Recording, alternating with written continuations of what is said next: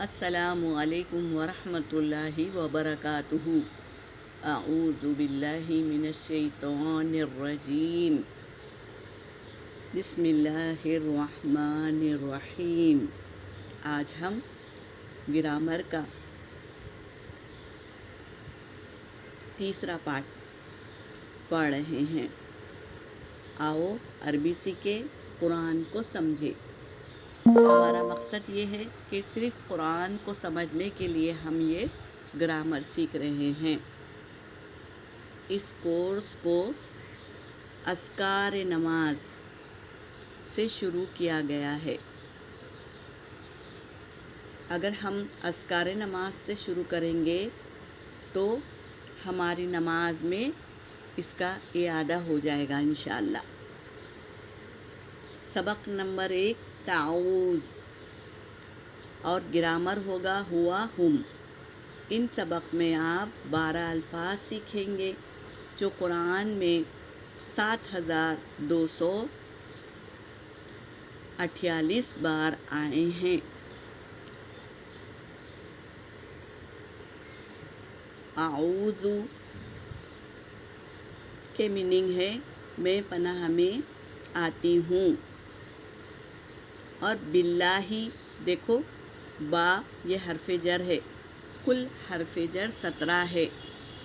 آج کے سبق میں 2 حرف جر آئے ہیں، جیسے با بھی حرف جر ہے، جب یہ اللہ کے ساتھ جڑ جائے تو اللہ کے نام کو مجرور کر دیتا ہے۔ حرف جر اپنے بعد والے اسم کو مجرور کر دیتا ہے۔ تو یہاں پر دیکھو باللہ آیا ہے، تو اس کے یہاں پر اس کا میننگ کیا لیں گے؟ اللہ کی۔ اب یہ با جڑ گیا ہے تو ہم با کو نہیں پڑھیں گے، معنی جب پڑھیں گے تو با کو نہیں بلکہ اللہ کی کہیں گے، اللہ کی۔ من کا مطلب جانیں گے، یہ بھی حرف جر ہے۔ من کا مطلب ہے من یعنی سے۔ یہ من قرآن پاک میں 3215 بار آیا ہے، تو من کا مطلب سے ہے، ہم جان لیے ہیں۔ اب ہم کہیں گے من الشیطان، تو شیطان سے کیا کہیں گے؟ شیطان سے۔ الرجیم جو رجم کیا گیا ہے، رجم اس کو کہتے ہیں جسے کسی کو پتھر مار کر سزا دی جاتی ہے۔ تو شیطان کو اللہ نے جنت سے کیا کیا؟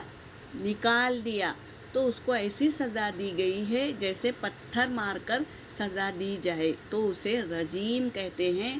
تو یعنی رجیم کا مطلب ہے جو مردود ہے، دھتکارا ہوا ہے۔ تو ہم آج تعوذ کے بارے میں جانے ہیں کہ پھر سے کہیں گے میں پناہ میں آتی ہوں اللہ کی،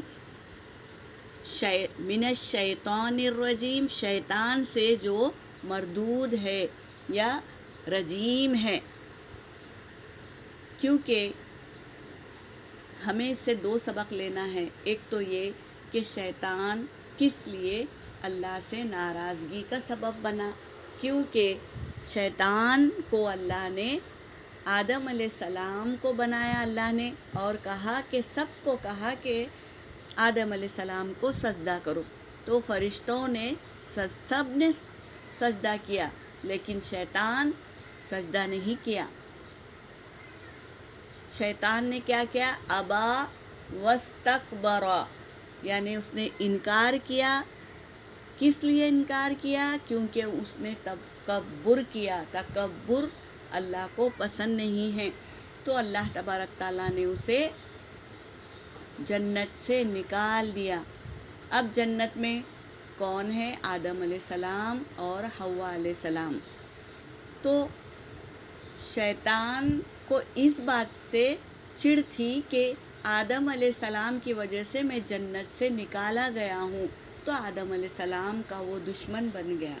آدم علیہ السلام کا دشمن بن گیا تو ہم آدم علیہ السلام کی اولاد ہے۔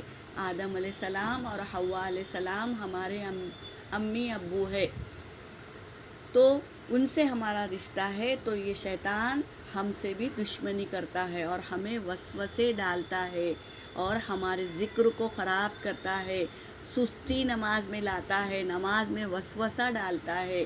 تو ان چیزوں سے ہم کو بچنا ہے، ہم غیر محفوظ ہے، تو ہم کو حفاظت میں آنے کے لیے یہ تعوذ پڑھنا ہے، اعوذ باللہ من الشیطان الرجیم۔ اس کے ہم ترجمہ جان چکے ہیں، اب ہم آگے بڑھتے ہیں۔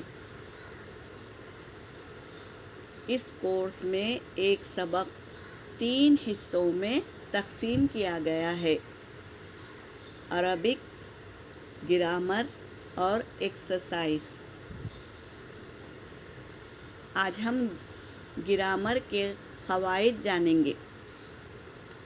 پہلے ہم دیکھیں گے، دیکھیے، سنیے، سوچیے، بتائیے، اشارہ کیجیے، دل سے کیجیے اور مل کر کیجیے۔ ضمائر منفصلہ، یہ کیا ہے؟ ضمائر منفصلہ، یہ کل 14 صیغوں پر مشتمل ہے، مگر یہ 6 صیغے قرآن پاک میں 1295 بار آئے ہیں، تو ہم یہ 6 صیغوں کو پہلے جانیں گے، اس کے بعد باقی کے صیغوں کو جانیں گے انشاءاللہ۔ تو سب سے پہلے ہم ایک پوائنٹ والی انگلی کو اٹھائیں گے اور ہاتھ کو پیچھے کی طرف لے جائیں گے، اشارہ کریں گے ہوا، یعنی وہ، 3rd پرسن کا ایک شخص، وہ، اور ہم یعنی 4 انگلی کو نکالیں گے باہر اور پیچھے ہاتھ لے جائیں گے، ہم یعنی وہ سب۔ اب ہم 2nd پرسن کی بات کر رہے ہیں، انتا، ہمارے سامنے جو پریزنٹ ہے اس کے بارے میں کہہ رہے ہیں ہم، انتا یعنی آپ، اور جب انتم کہیں گے یہ پوائنٹ والی انگلی سامنے والے کے لیے ہوگی، انتا یعنی آپ۔ اب 4 انگلی ہم اپنے طرف کریں گے اور انتم کہیں گے، یعنی نہیں، آپ سب سامنے ہی 4 انگلی کریں گے، سامنے والے کی طرف، انتم آپ سب۔ اب ہم انا جب کہیں گے تو ایک پوائنٹ والی انگلی اپنی طرف گھمائیں گے، انا یعنی میں، یہ 1st پرسن کے لیے کہا جا رہا ہے، انا یعنی میں۔ اور نحنو 4 انگلی سے اپنی طرف کریں گے، نحنو یعنی ہم، یہ اشارے کریں گے، اپنے آپ کو مضبوط کر لیں گے، ہوا یعنی وہ شخص جو ماضی میں گزر گیا ہے، ہوا یعنی وہ، اور ہم یعنی وہ سب، انتا یعنی آپ، انتم یعنی آپ سب، انا یعنی میں، نحنو یعنی ہم سب۔ تو آپ لوگ اس کو انگلش میں ماضی اور حال، انتا اور انتم یہ حال ہے، پریزنٹ جو ہے ان کے لیے، اور انا اور نحنو یہ مستقبل ہے یعنی فیوچر۔ تو آپ لکھ لیں گے، کاپی میں اسے اتاریں گے، اس کے معنی بھی لکھیں گے اور ماضی، حال اور مستقبل اس کی انگلش میں لکھ لیں گے اور یاد کریں گے انشاءاللہ۔ یہی ہمارے قرآن میں بہت کام آئے گا اس کو یاد کرنے سے۔ اب آگے بڑھتے ہیں۔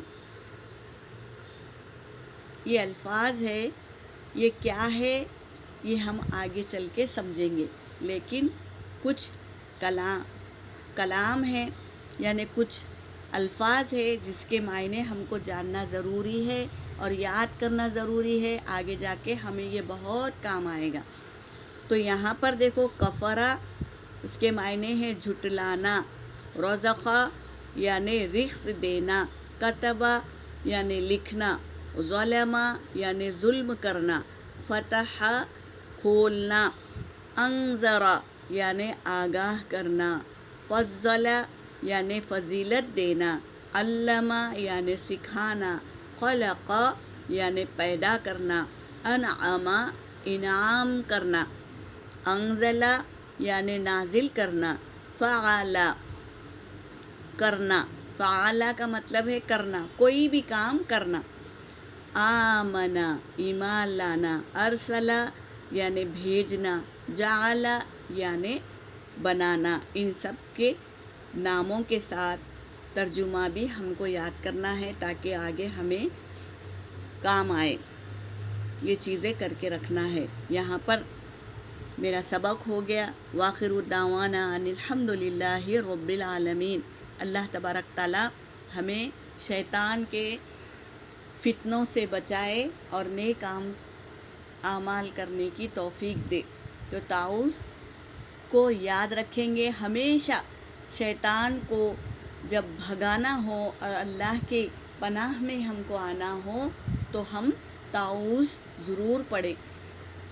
یہ طاؤس صرف پڑھنے کے لیے نہیں ہے، جب ہمیں غصہ آتا ہے تو اسے پڑھیں، یا جب ہم کو وسوسہ آتا ہے تو اسے پڑھیں، اور جب ہمارا دھیان کہیں اور بھٹک جاتا ہے تو اسے پڑھیں۔